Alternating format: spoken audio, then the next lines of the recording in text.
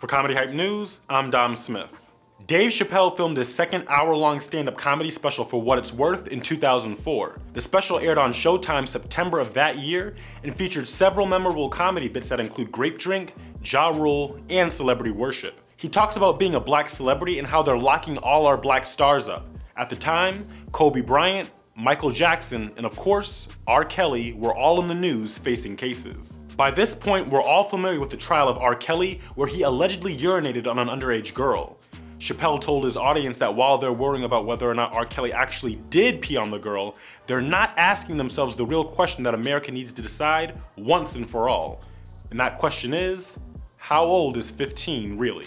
Now, of course, a person isn't going to be as smart as they're going to be at age 15. But according to Chappelle, 15 is old enough to decide if you want to get pissed on or not. Riley Freeman feels the exact same way. At what point does personal responsibility become a factor in this equation? I don't think that's... I see piss coming, I move. She saw piss coming, she stayed. Yeah, she did, And why should I have to miss out on the next R. Kelly album just for that? Here's why Dave Chappelle's How Old is 15 Really? Is genius. When it comes to the question, how old is 15 really? Chappelle pointed out that there's a lot of confusion when it comes to that age. How do you treat a 15-year-old? Chappelle's second example was the case of Elizabeth Smart. Elizabeth Ann Smart was kidnapped on June 5th, 2002 at age 14. She was abducted by Brian David Mitchell from her home in Salt Lake City, Utah. According to sources, Mitchell broke into the home of Edward and Lois Smart and their children. Mitchell kidnapped then 14-year-old Elizabeth from a bedroom she shared with her sister, threatening her with a knife. Smart was held captive by Mitchell and his wife for several months. It wasn't until Smart's sister Mary Catherine, who was in the room with Elizabeth when she was taken, realized that the kidnapper's voice sounded very similar to a man named Emmanuel, whom the family hired to work on the roof and rake leaves at one point. This led to the family telling a sketch artist their description of the man Emmanuel, which was later shown on Larry King Live and America's Most Wanted. The drawings were recognized by those related to Mitchell, who supplied pictures. It wasn't until March 12, 2003, where Mitchell was seen with a woman, his wife, and Smart in Sandy, Utah. Two different couples recognized Mitchell and reported him to Sandy Police Department. The officers recognized Smart while questioning Mitchell and arrested him and his wife. Shortly after Elizabeth Smart was found, the state of Utah and several other states implemented the Amber Alert child abduction system. Utah specifically replaced the Rachel Alert system with the Amber Alert. Like previously mentioned, Smart was kidnapped in Salt Lake City, Utah and found in Sandy, Utah. The distance between the two cities is approximately 15 miles. Chappelle, of course, exaggerated the distance for comedic effect. I'm just saying, if you kidnapped me when I was 15, you gotta take me further than 8 miles away from my house, man. God damn. You can't hold me prisoner around shit I recognize. I'll break away. I'll break away. Go off me, nigga. That's my bus stop. I know where I'm at. Chappelle continued on by joking that 8 miles away is just 2 exits. Chappelle followed that story up with a quick retelling of a 7-year-old black girl that got kidnapped in Philadelphia. The girl chewed through the ropes she was tied with and had both kidnappers in jail shortly after. The girl's name was Erica Pratt, abducted on July 22, 2002, a month and a half after Smart was taken. According to the Washington Post, Pratt was snatched off the sidewalk outside of her home and dragged into a car with 2 men inside. The 2 men were later identified as Edward Johnson and James Burns. Pratt was held captive after her arms and legs were wrapped with duct tape in a basement.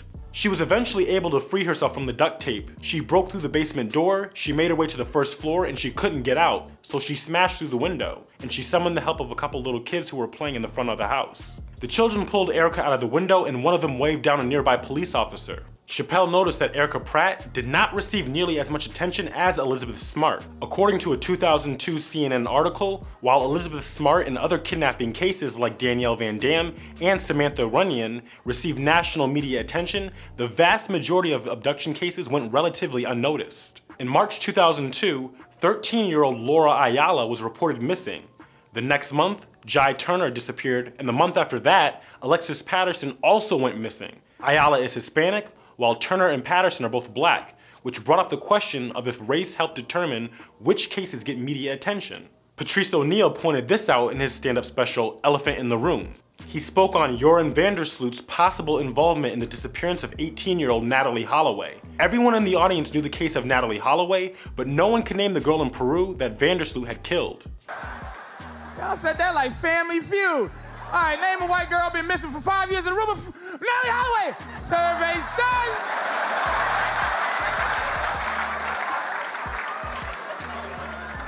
a Peruvian girl that was killed yesterday. Chappelle then pointed out the differences in the two kidnapping cases. On one hand, Elizabeth Smart was left alone by her kidnappers and was threatened to not escape. Don't try to escape, bitch, or we'll kill you. Be right back. Leave. She's 15, sitting in the house by herself. How am I gonna get out of this? Come on, Elizabeth, think. Think, Elizabeth, how am I gonna get out of here? Why don't you just open the door and go outside? Have you thought about that? Do you have a quarter? Do you know your phone number? You're 15, bitch, run. Stop thinking and stop making moves. The fact that Erica Pratt's story received much less media attention than Elizabeth Smart can be attributed to what some social scientists refer to as missing white girl syndrome. The term comes from the media's uneven media coverage on missing upper middle class white women compared to the media coverage of missing women of color or lower social classes. The amount of focus on Smart compared to Pratt is an example of this. She was kidnapped at 4 o'clock and at home watching herself on the news at 5:30. That shit is crazy. That's a news story. That is a news story. Finally, Chappelle tells the story of a black boy from Florida named Lionel Tate. In July 1999, 12-year-old Tate was left alone with 6-year-old Tiffany Unick, who was being babysat by Tate's mother. Tate killed Unick, and according to the Los Angeles Times, Tate says he was merely imitating pro wrestling moves on the young girl. In March 2002, Tate became the youngest American ever sentenced to life in prison without the possibility of parole. The sentence was controversial, as many deemed it was too harsh for Tate, who was 12 at the time of the incident and 15 at the time of the conviction. And they gave a 15-year-old boy life in jail. If you think that it's okay to give him life in jail, then it should be legal to pee on him. That's all I'm saying. You gotta make up your mind across the board how old 15 actually is. That's all I'm saying. Tate's original sentence was eventually overturned after the prosecution joined Tate's plea for leniency. He was released on 1 year's house arrest and 10 years of probation. Unfortunately, Tate's story does not have a happy ending, as he violated terms of his house arrest and was later sentenced to 10 years in state prison for robbery and another 30-year sentence for violating his probation. Black boys and girls are never looked at in the same light as white boys and girls. A 15-year-old black boy isn't a boy in the eyes of the American media. According to the American Psychological Association, author Philip Arabagoff of the University of California, Los Angeles said, "Our research found that black boys can be seen as responsible for their actions at an age where white boys still benefit from the assumption that children are essentially innocent." NPR found articles that supported their analysis that African American boys as young as 10 years old were less likely to be viewed as children than their white counterparts. This research suggests that this could have a serious impact on the way African American boys are viewed by society and the criminal justice system. This is exactly what happened to Lionel Tate. Chappelle would ask, when is a 15-year-old a kid and a 12-year-old an adult? This is what the media does all the time, and it all points to the dehumanization of black children. How old is 15 really is a genius bit by Chappelle, and it shows his strength as a comedian. Throughout the joke, Chappelle dodges laser beams and bullets better than Pootie Tang. He causes the audience to think of whether or not the age of 15 is old enough to accept accountability for their actions. Not only that, but the joke examines American media and how they cover crimes committed by whites compared to crimes committed by blacks. Again, when it comes to Philip Arabagoff's research, he found out that black boys are 18 times more likely to be tried as an adult than white boys for the exact same crimes. Why is this?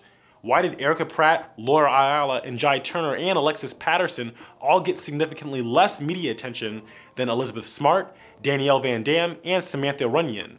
Why did Smart's case get more attention than Pratt's? These are questions I don't have the answer to because I'm not racist. Chappelle's gift of addressing controversial topics is on full display. The joke works because Chappelle's main point is not the defense of R. Kelly, but instead, he brings attention to the fact that the expectations of a white 15-year-old and a black 15-year-old are unfairly different.